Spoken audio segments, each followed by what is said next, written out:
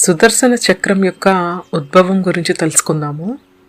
మన పురాణ కథల్లో మహా విశిష్టమైనది, శక్తివంతమైనది, అత్యంత వేగం కలిగినది విష్ణు చేతిలో ఉన్న సుదర్శన చక్రం అని అంటారు. విష్ణు సహస్రనామంలో కూడా ఈ ఆయుధ విశిష్టతను ఎంతో వివరంగా వివరించారు.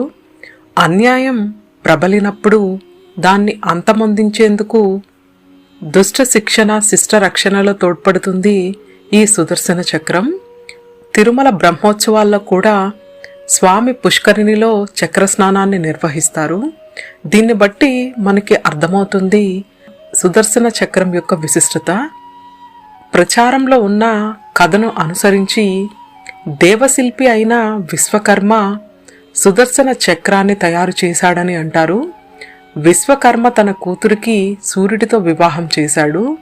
కానీ సూర్య భగవానుడు తేజస్సు వల్ల ఆమె ఆయనకు చేరువ కాలేకపోయింది. విశ్వకర్మ సూర్య తేజస్సును తగ్గించడానికి సానపెట్టగా అప్పుడు రాలిన చూర్ణంతో మొదట పుష్పక విమానాన్ని, తర్వాత త్రిశూలాన్ని, చివరిగా సుదర్శన చక్రాన్ని రూపొందించాడని అంటారు. అలా ఉద్భవించిందే సుదర్శన చక్రం.